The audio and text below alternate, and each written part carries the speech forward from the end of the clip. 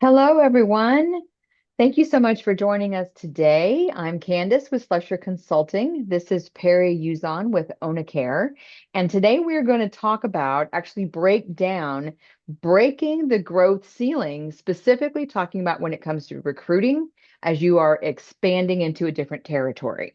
Now, if you're a franchise and you have a single territory and you're already established, this may not be as interesting for you, but Perry always has really great recruiting tips.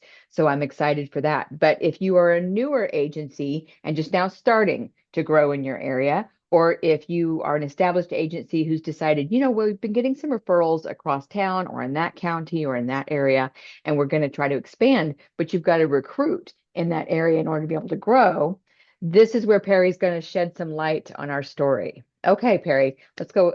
What do you have to say about this before we get started? Sure. Yeah. And thank you so much, Candace, for having me. Just a brief intro on who I am and what my company does. My name is Perry Uzon, and as mentioned, I'm the CEO of OnaCare, and we are a recruiting platform that helps home care agencies build up their care teams and expand into new territories. So we've had the pleasure of helping home care agencies build up their core team in their primary markets, and then over time help them expand into new ones. And so, when the recruiting motion when you're building up your core team is going to look very different as you start to expand into new markets. We've collected data across these different agencies who have expanded, and we're excited to share that data with you, as well as provide some actionable insights. So on that note, I'm going to go ahead and share my screen. All right. So again, the topic for today is called breaking the growth ceiling, and we're going to walk you through how recruiting into new markets is different and how to do that effectively. Okay, let's do it. All right. So just a few things that we'll cover today. The first thing is the expansion trap. So when you're expanding into new markets, the playbook for growing your team is going to look a lot different. The second thing we're going to discuss is decentralized hiring. This is critical to growing your teams in those new markets. And if you have an in-person step in your hiring process, so you have candidates come in or you meet them in person as part of their initial pre-screening and onboarding. It's going to look a bit different. And so you want to become an expert at doing all of those same things, but remotely, whether that's over the phone or on Zoom. The next thing is we're going to cover the data that we've collected across 500 different interviews. These are across various agencies in different markets, but there are some recurring patterns that we'll be able to share with you. The next thing is going to be building and keeping your bench. So, how do you build up that pipeline of caregivers and then keep them warm? Because a big aspect of home care is the chicken and egg problem, right? Do you get your clients first, or do you get the caregivers first? And so, keeping those caregivers warm while you get new clients is going to be a really important aspect. And then we're going to cover briefly what myself and the team at ONA do and how we essentially act as your on-demand HR team.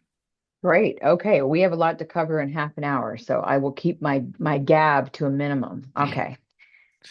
Okay, awesome. So the first thing that we're going to cover is the expansion trap. So why does your expansion break when you start to expand into new territories? There's going to be a playbook that you run, and that you start to get better at as you're growing in your existing market, but it's going to look a bit different as you expand. So the first aspect of this is the distance tax. Requiring candidates to commute 30 plus minutes to your main office for interviews and orientation causes massive pipeline drop off. You're Mhm. recruiting for a local job that doesn't feel local. And so again, it's that commuting. When you're expanding into those new territories, you're obviously going to want to hire and look for caregivers who are local to those markets, but that also means that they're going to be far away from your main base of operations. I see. Okay. So you're saying if you Okay, I think of the Dallas area. DFW is just so big. It's easily an hour from one side of the town to the other. Or if you're in Dallas and you're wanting to expand out into Fort Worth, that could be over an hour when you're looking at traffic. So just to be clear, you're saying requiring them to come in for an interview or orientation could just be enough to be a no-go, even though they're going to be working in their area. You've got to consider the difficulties that caregivers have maybe in getting transportation or the expensive gas or things like that, right? Absolutely. It's definitely a factor that you need to consider. And again, there's going to be some things that you can do, some tips that you can keep the in-person aspect of it without having them to drive to your office. So, Okay. the main thing is that you want to avoid logistical nightmares, and Mm. especially the ones that'll prevent you from hiring perfectly good caregivers who could serve those areas. Okay. And the second thing would be the timing trap. You can't market to referral sources without staff ready, but you can't justify recruiting spend without active cases.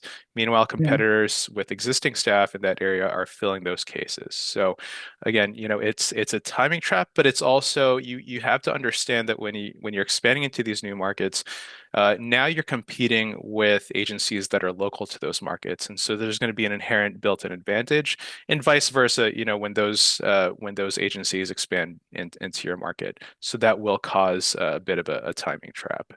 Okay. All right. And the last thing is the vetting gap. So your in-person vetting process, the one that maintains your quality standards, doesn't scale to territories where you can't easily meet the candidates face to face. So again, that kind of goes back to the second point. How do you vet these caregivers? Traditionally, you're probably used to having those caregivers come in, you get some face time with them. A lot of that is really just getting a feel for with who they are as a person. At the end of the day, you're in the business of sending these people, these care workers into the homes of the clients. And you want to get that face time. But of course, as you expand to those new markets, it does get a bit more complicated. Yeah. Okay. So we've been able to measure no-show rates between local hires versus remote hires. And so local hires being, caregivers that are serving your territory, so that's within 30 minutes of that location as well as within your office. And then remote hires, we classify as anything over 30 minutes. And this was again across 500 plus interviews across five different agencies. And there's a pretty stark difference. It's a Yeah. 10% difference. If you've been running your agency for a while, you know that no-show rates are a very common issue, but that issue is definitely exaggerated when you're doing those remote hires. Now, and we're talking about just no show to the interview or the orientation. Or Exactly. Yeah. okay, so they haven't even gotten all the way through the process. This isn't even a no-show to your client, and this is a huge pain point. I hear this all the time that people are so frustrated. I put out an ad and I have 40 people and I get so excited and I only hire two, which is not uncommon. But you're saying that it's even worse if that you're going to make them drive. So that distance tax is pretty hefty. And again, then you're also adding on the price of gas, which we are in right now, April of 2026, and it's high. It's gone up by at least $1, and that's in Texas. So in other places, it's even higher because Texas has a lot of refineries. But now down here, it says remote hires are 32% more likely to no show. Even fast responding remote candidates less than an hour show up only 62% of the time. Yikes. But 81% for local candidates. So that also it's kind of flipped for when they show up, but that's a big difference. Yeah, Yeah. absolutely. And I think I'm a big proponent of using the recruitment process itself as early indicators for Mm, the quality of that caregiver. So, you know, um, are they showing up to the interview when they said they would? Are they responsive? Those kinds of things. And so when you start to do remote hires, that kind of messes with the signal a little bit, right? So okay. did they Yeah. not show up because they weren't good caregivers, or did they not show up because they realized, oh, wait, but I would need to go to this office, which is 45 minutes out of the way, and I just, it's not something I'm getting paid for. And so And they're I going to have talked the, to this other company and they're 10 minutes from me. yeah, So that's where that's what they're going to choose. Yeah. absolutely. Okay. All right. So the second thing is the staffing timing trap. And we've kind of broken down, what your roadmap would look like as you're expanding into new markets. So let's say for the first week, you identify new territory with referral potential, right? So it might be a more affluent community. It might be, proximity to a certain skilled nursing facility that you develop relationships with, something like that. And then this weeks 2 to 3, you realize, oh, do I spend money on recruiting and investing that time and energy without assigned clients? And then for weeks 4 to 6, the referral sources call, and then at that point you're in a reactive state. So you're scrambling to post ads, and you're trying to find caregivers to staff with those clients. Right. And then Right. weeks 7 to 9, you screen the candidates, and then a good portion of them no show or fail vetting. And so hiring in home care, it is a numbers game, and you do need the volume. You need to have the volume to be able to get those 2 to 3 quality hires. But of course, that problem does expound when you're hiring remotely. And then say by week 10, the referral source places the case with your competitor who had staff ready. And so again, it goes back to you're competing um, with local agencies who might have staff that's ready, they're familiar with the area. Not only are the caregivers familiar with the area, but of course the agencies themselves are familiar with that area. Right. So you're already behind when you start in a new territory. One of the things, just if I could speak to this briefly, is I always tell my startup agencies, and this is, similar to a startup because you're starting in a new territory, is you don't even really have the confidence to go out and market and say, yes, I'm ready. Send me clients if you don't have any caregivers waiting. Even if those caregivers are not 24/7 available and they have another job. If you have somebody who you can call and say, "Okay, I have a client for you. Let's go." That is just it's a more peaceful feeling, but also you can at least say what you mean. So you can go out and say, "Yes, send me clients," and mean it, not send me clients. I'm probably ready. Oh, I think I can take it. Even if you don't say that with your words, that's what your energy is putting out there. So you always need to have product first, right? I mean, Hmm. you don't open your store and then let somebody come in and show them a picture of this is what I could order for you when you're ready. They'll go next door and buy it or get it on Amazon. So your caregivers are your product. If you don't have inventory, you don't have a business. So you've got to think of it that way too. Okay, carry on. Absolutely. Yeah. And one thing I do want to touch upon is you have this analogy of thinking of a home care agency as an apple stand, right? Yeah, peach You're stand. or peach stand, yeah. Yeah, And if you don't have peaches, you don't have a product. And so if you have a customer that's coming to you and says, "Hey, I want some peaches," and you say, "Yeah, they'll be ready in a week," that's a very hard sell, and most likely you're not going to get that client. But right. the fix is that you build your candidate bench before you need it. And I think that the reactive impulse to that would be, well, I've tried to do that before. I've tried to build up a bench, but then they sit there and they wait, and then they get other jobs. By the time I get a client, there's nobody left. But there are ways to combat that, and there's actually ways to keep that bench warm. Okay. All right. So the first strategy, phone first, decentralized hiring. So as I mentioned before, you want to become an expert at hiring remotely. It's going to look very different from what your existing recruitment process is. But you remove the commute barrier, you bring the interviews to the candidate using the tools that they already know. So the first thing is phone first screening. The initial 15-minute screen with structured questions. Caregivers are comfortable on the phone, no tech barriers, no app downloads. And so, what I mean by that is typically, especially in white collar hiring, you're going to go Zoom or Teams, just video calls. That does not work as well with the hourly workforce, and so Hmm. they might not have a computer, and using those video apps are inherently a lot more difficult. How many times have you tried to open Zoom on your phone and then you have to sign in? All those things are unnecessary barriers. You want to meet them where they are, and the phone has been around for a very long time. It's going to continue to, so you want to be really good at carrying out interviews that way. Right. The second thing would be local onboarding hubs. You can partner with different places like libraries, churches, community centers. I didn't mention this here, but also, co-working spaces, something like a WeWork or a Regis. Those are really good places that you can use to meet those caregivers in those territories. Um, You could also partner with assisted livings and independent livings in that area, right? Like I'll bring you a monthly birthday cake for your residents, or I'll call bingo once a month if I can borrow your private dining room for interviews one day a month. That's you can certainly barter with that. They could always mhm. use something, or maybe they just want the exposure. So a lot of times they have enormous buildings and there's no way they're using all those rooms all the time. So they'll let you if you just ask.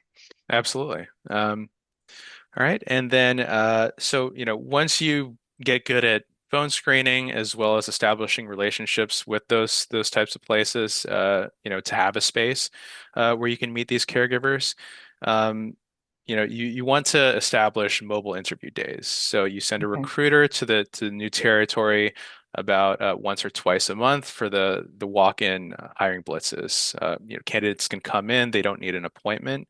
And so you could establish it as like, the middle of the month, so say the 15th, as well as the last day of the month, any sort of cadence. But of course, there is cost considerations. You need to think about the recruiter's time or your time if you're doing it yourself, as well as the cost of, say, renting out the place.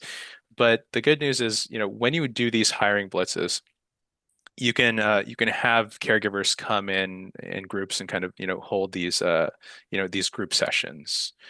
And then the final piece of the puzzle that kind of ties it all together is same day callbacks. So a lot of times, you might meet with a caregiver and then might take a little bit of time before you make a decision or onboarding them. Um, you want to be able to compress that timeline as much as possible. So when a candidate applies, call them within an hour. Our data shows that if candidates who respond within an hour show up 76% of the time, and that's a pretty significant indicator. And so again, this is when you're doing, if you're doing the phone interviews. If somebody applies to your Indeed posting or your Facebook posting, you want quick follow-up, and then you want to follow that same rule all throughout the process. So when you do the orientation, you want to do quick follow-ups, have very quick decision-making timelines. Right. Okay, so this is where it gets interesting. This is the data that we collected across those 500 interviews. And we start to see some patterns here. So again, just for context, this is the time between when they apply to when you respond. So let's say you post a job on Indeed, and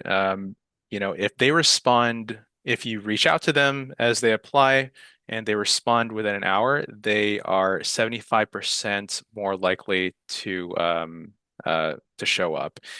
If it's between 1 to 4 hours, 63%, 4 to 12, 71%, then you start to see this sharp decline after 12 to 24 hours. And then if they don't respond, past 2 days, that indicates low intent, right? So Hmm. there's low intent. They're probably passively looking for jobs. They don't, really need it, and there's not a lot of motivation there. So that is something to consider when you post online and you start to have those applications come in. Use their response times as an indicator of future performance. Right. Right. Because if you're staffing something with if one this person becomes your actual employee and you need them and they don't respond for a day or two, like you already knew that about them, but you're going to be frustrated in the moment. So I always say when you ask them to show you who they are, and they do, believe them and move on. Keep going. Exactly. Yeah. Yeah, and actions speak louder than words. Hmm. We've interviewed a lot of caregivers who do really well in the interview. They'll answer the questions, they'll follow proper protocol. Very pleasant to speak with. But again, that's all self-reported, right? Right. And so, just like the resume or any bit of information that they give you, that's all self-reported. But again, actions do speak louder than words, and those are the things that matter when it comes to will this caregiver show up, and serve your clients? Will they do that consistently? Will they communicate with you when something comes up? Right. So the other interesting thing is the show up rates by day of the week. Monday, as you can see, is by far the lowest show up rates. And Hmm. usually the way it works is, you post something towards the end of the week, maybe Friday or Saturday, and then you shut it off over the weekend because you don't want to deal with applications, or, maybe you're just busy. Um, and then those caregivers, they'll schedule for Monday because Monday is the next closest day. Um, Less than half of them show up. And the reason is because there's a lot that can happen between the end of the week and the beginning of the next week. There are agencies out there who are always hiring. They have people who are just always engaging with caregivers. But of course, that requires time, money, and resources. Right. And when you're just starting out, you might not have that capacity. You might be wearing a lot of hats, and there's just going to be employers out there who will essentially beat you to the punch. And this kind of poses a challenge just because by Wednesday now, you're already into the week. And if bringing people in for an interview on Wednesday means you may not get them hired, and you might be scrambling last minute Friday evening if you need somebody for this weekend. So that does pose a challenge, but at the same time, if you'd rather not spin your wheels, I like your advice down here. Just avoid Mondays, schedule interviews midweek, call the candidate back within 1 hour. Just yeah, it's got to be dedicated time. Recruiting cannot be an afterthought. It is 50% of everything you do in the business has to be caregiver oriented. So getting people in, onboarding them, and then communicating and managing them and scheduling. It can't again, it's not a none of this is a nights and weekends gig, right? This is serious. So truly 50% of your agency time or more should be spent on employee energy. Yeah. Absolutely. Yep. Okay. And you summarized it really well there. Respond within an hour, pay attention to the caregivers who respond the quickest.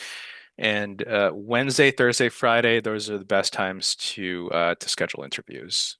Okay. All right. And so strategy two, build your bench and keep them warm. So again, it's two different aspects, but you want to be able to do both well. So the first one is building the bench. Um, I prefer running ads on Facebook. It does require a bit more fine tuning compared to Indeed, but here's a little tip.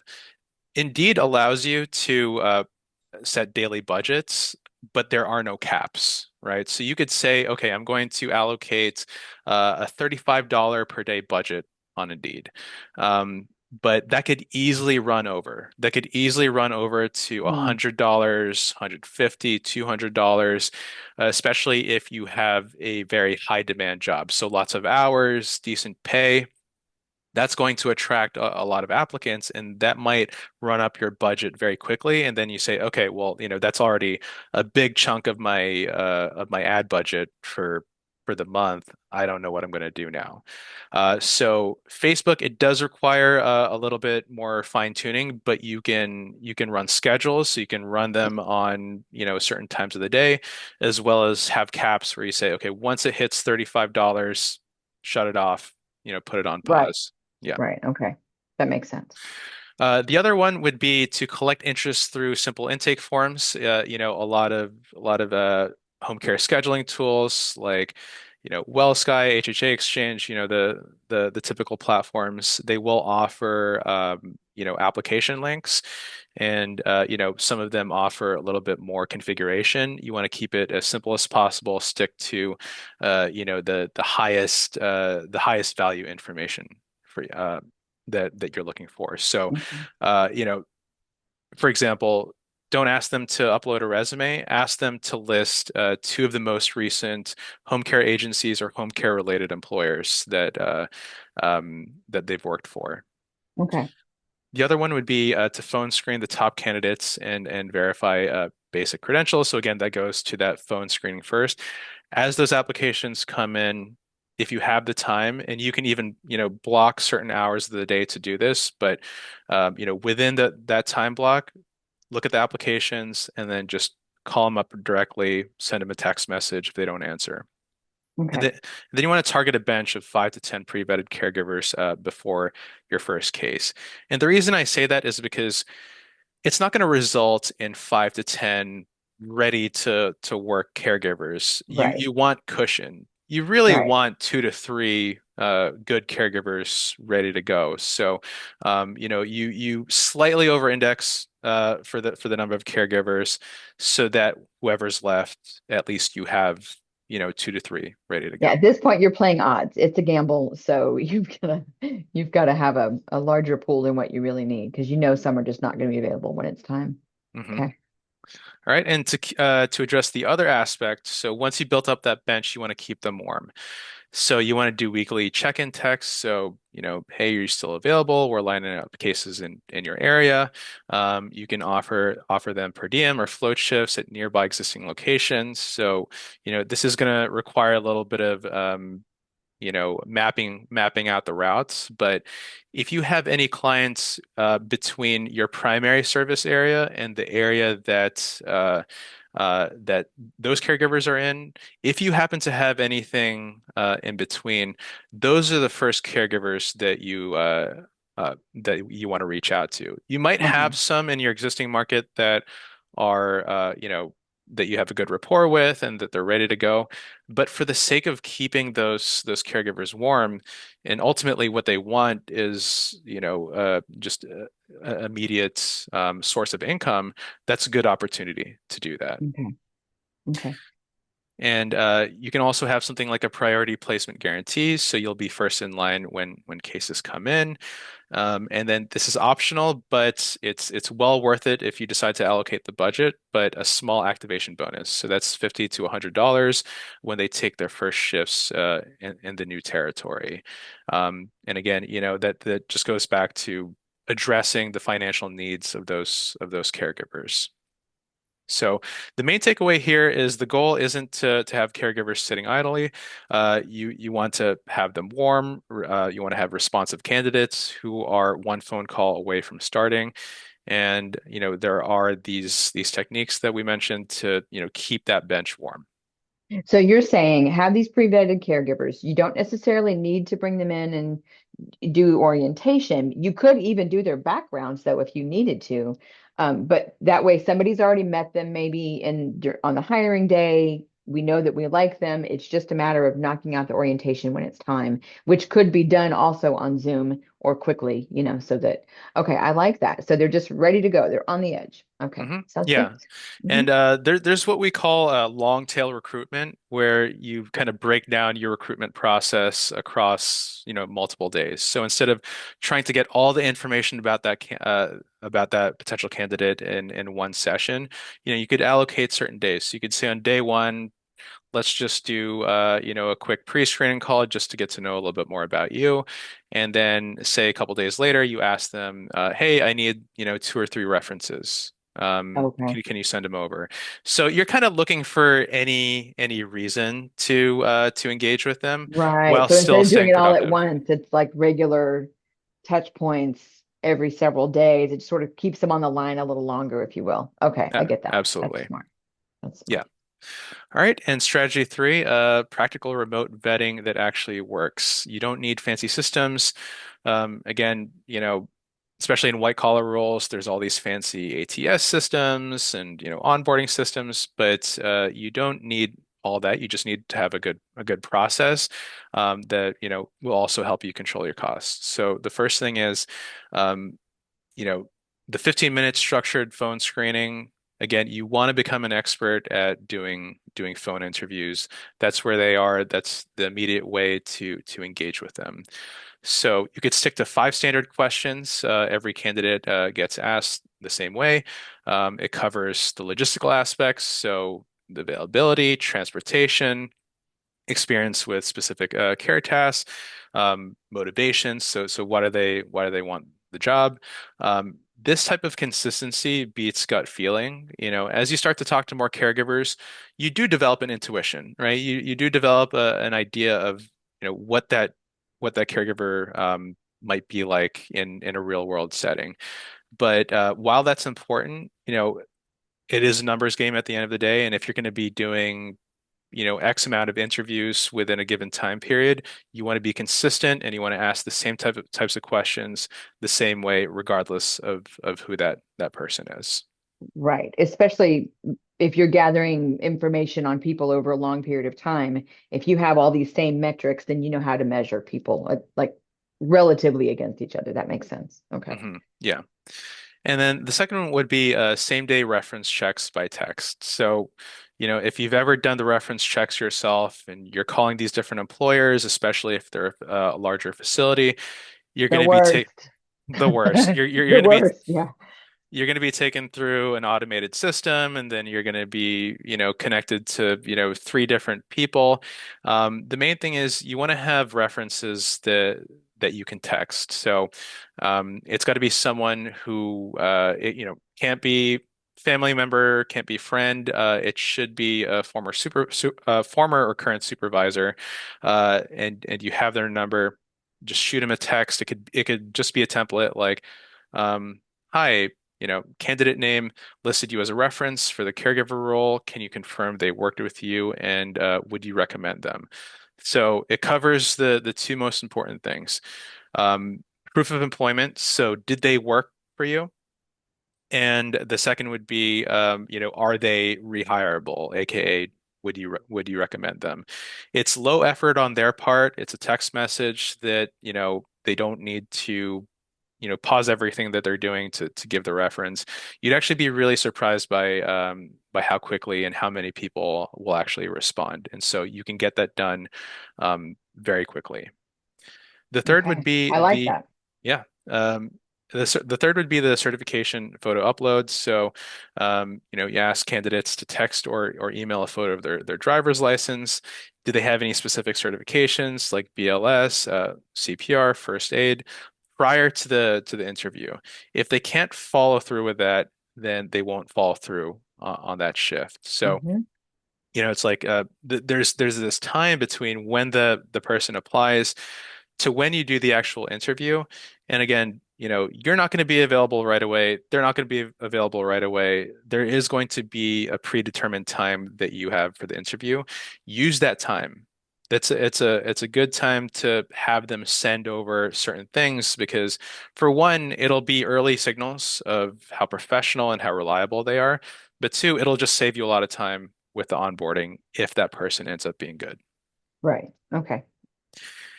And so while you're doing all this, you should be tracking things. And you don't need to be a data scientist about this. You don't need to be tracking a million different metrics. There are two things that you should track. So how fast they responded to your initial outreach, we discussed that a little bit earlier, and whether they showed up when they said they would. That's it. These two signals go a long way. It's repeatable and it's easy to remember. And you're saying, wait, that said, those two factors indicate more than any personality test. Absolutely. So the thing with these personality tests and surveys is that they are all self-reported and they could do that in a timeline that they choose, especially with AI, they can figure out and look up the best answers to those things. Hmm. And again, it comes down to actions speak louder than words because Yeah. no matter how good they interview or how much they're able to, talk themselves up, none of that matters in a care setting. You want Right. caregivers who show up, who are kind, they're able to build a good rapport with your clients, and they communicate well, right? Those Indeed. things, yeah. Okay. All right. And so we laid out an 8-week launch playbook. So for the first 2 weeks, you're going to designate that for research and setup.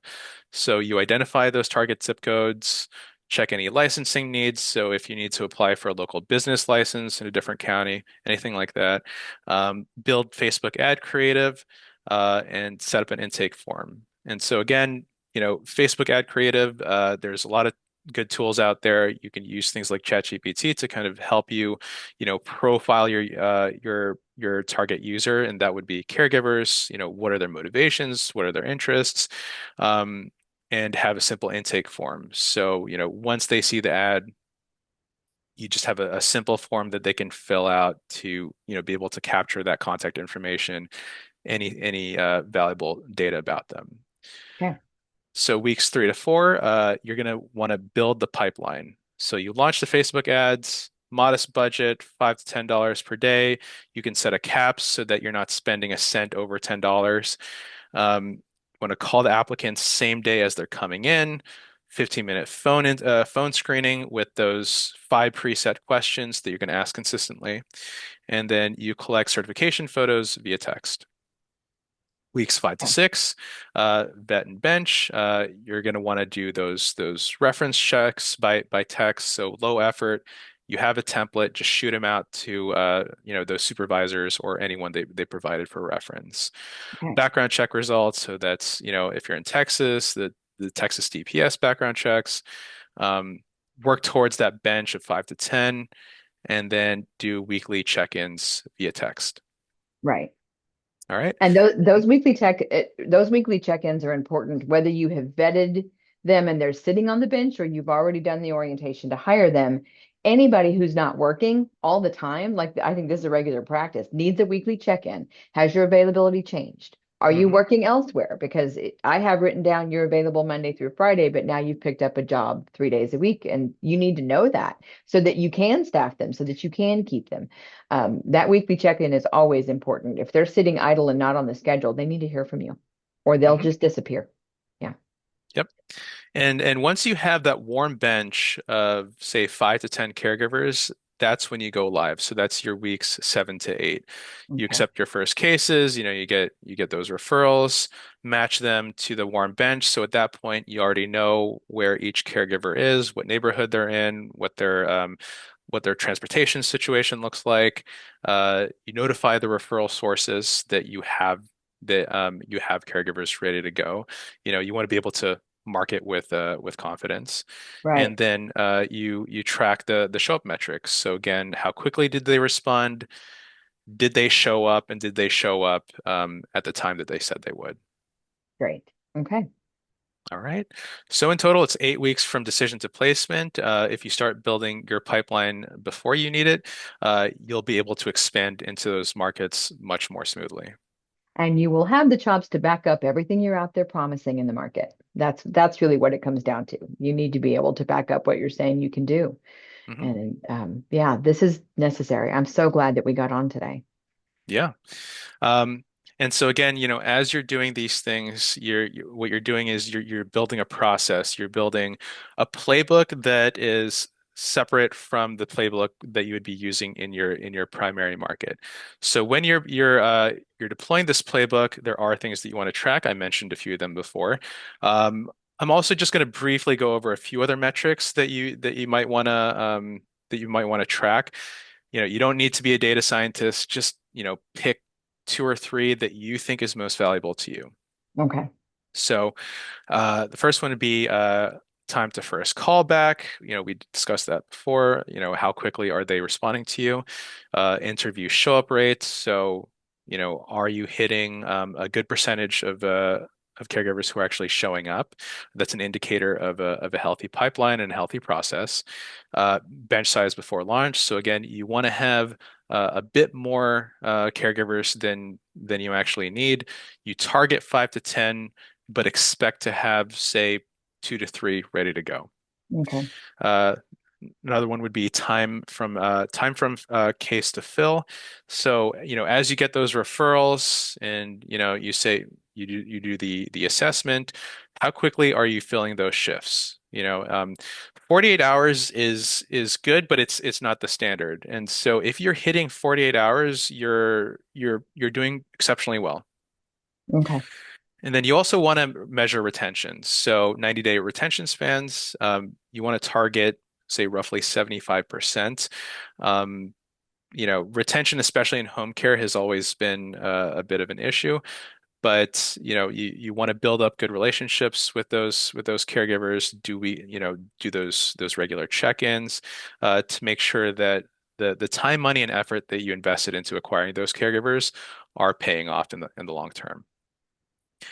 All right, and then this one is a little bit more difficult. You would kind of have to get into the weeds of your Facebook or Indeed settings, but you want to be able to measure cost per qualified candidate. So, that's the total cost that you spend, when it comes to either recruiter time or the ad budgets, those kinds of things. Um, and so per qualified candidate, you want to target roughly 35%. Facebook typically delivers 10 to $25 per lead versus Indeed, which is going to be a little bit higher. Okay. So how can OnaCare make this better? We're running short on time. Sure. Yeah. So just before we get to that, some Okay. quick pitfalls Sorry. to avoid. Um, you know, Waiting for signed case before recruiting, you don't want to be in a reactive state. Yeah. Relying on a single channel, you don't want to be using Indeed alone, especially since that's the most expensive. Mm, Um, you don't want to make every candidate drive to your office because that's going to cause unnecessary logistical friction that could potentially lead you to lose perfectly good caregivers. You definitely don't want to drop the standards. Even if especially if you're in a different market, it does not change your expectations for what a good caregiver is. And then the last thing, which kind of ties everything together, is not tracking response times and show up data. Again, you're deploying a process, you're deploying a playbook that that process needs to get better over time, and you can only do mm. that by tracking those data points. Okay. All right, so that brings me to Ona. That's my company, and again, we are a recruitment platform that is dedicated to the home care industry and especially helping agencies hire quality caregivers. So you can kind of think of us as your on-demand HR team. We have dedicated recruiters who take care of the most, oftentimes the most costly and time-consuming aspects of hiring, which is the sourcing, screening, follow-ups to try to get those caregivers through your funnel. Um, and we offer that at a fraction of the cost of a full-time recruiter. So again, Absolutely. everything that we offer is something that you would otherwise have to hire someone on payroll to do or a firm. And in both cases, those costs really add up. And so a Okay. few things that Ona takes care of for you is the sourcing and outreach. So we use a multi-channel approach. We source candidates from Facebook, Indeed, community channels, referral sources. We build up communities of caregivers in different geographic markets. We identify those caregivers and really try to build around that. The other thing is phone screening and vetting. Our recruiters conduct structured phone screenings, so you only talk to qualified candidates. So, as part of our process and kind of our phone first screening, we do our best to filter through the noise so that by the time the caregiver gets to you, those are the best caregivers that are available at that given time. So you're wasting less time on caregivers that you're going to lose anyway. Absolutely. We also do reference checks and credential checks. So, we require a minimum of two references per caregiver. We are very strict about what we consider a reference. We'll pull the names of employers from the resume and what they've reported to us, and then we'll call those employers directly so that you know, you don't end up talking to a friend who's going to give a good reference anyway. We try to make it Right. as objective as possible. And then finally, we have what we would call the last mile delivery, and so that's scheduling and follow up. So we have tools as well as engagement features that help you schedule that direct interview easily with the caregiver. We live in a world where we're getting constant spam calls every day. We don't know which ones are important and which ones aren't. Our scheduling tools are made to make sure that those caregivers know that it's you that's calling and why you're calling. And so, I mhm. love this. So, I'm sorry, go ahead, finish.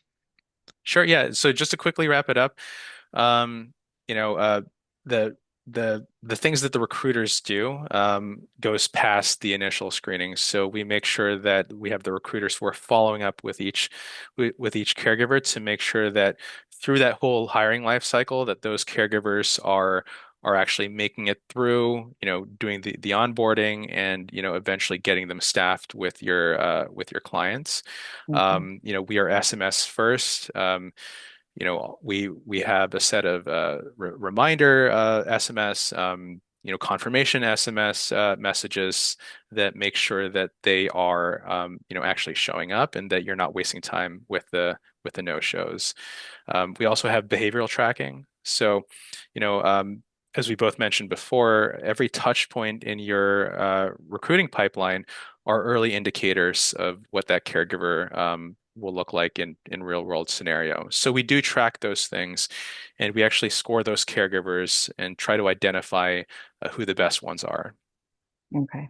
And then finally, we have AI-powered intake forms. So we provide smart applications that allow applicants to fill out a form. We collect that information, and we collect it in a way that's low friction, and we're just capturing that data as quickly as possible. That's fantastic. So I would say, in real life, if you are an owner operator, you're doing everything. What I normally say is once you hit capacity, which is different for everybody, right? If you are a caregiver for an elderly family member and or you have a few children versus whether, you're an empty nester who is able to work 50 or 60 hours a week without it really taking away from your lifestyle, your capacity is going to be different. But when you hit capacity, and that kind of means when you start resenting your caregivers and your applicants because you just can't handle it too much, it's too much. Bringing on somebody like OnaCare can be life changing for you in your life, for your agency. It You need to be able to do it all at the beginning because you need to know how it's done. You need to really understand it. But before too long, this would be an ideal next growth phase. Before even having to hire somebody full time, maybe you can handle the marketing and the scheduling, but it's just that bringing on of caregivers and that constant having to communicate or not communicate, and feeling let down, it can beat you up. So I think that OnaCare might be a good rescue for you. And in the link underneath this video, you're going to see a link. Oh, and here's a QR code directly to Slusher Consulting's partnership with OnaCare. You can get a discount on these amazing services, and you can just watch your agency grow and bloom. Right? Awesome. Yeah, Okay. you summed it up perfectly. And again, thank you so much for having me, Candace. Absolutely. Thank you for coming. And you guys click the link, schedule a call with Perry. You won't be sorry.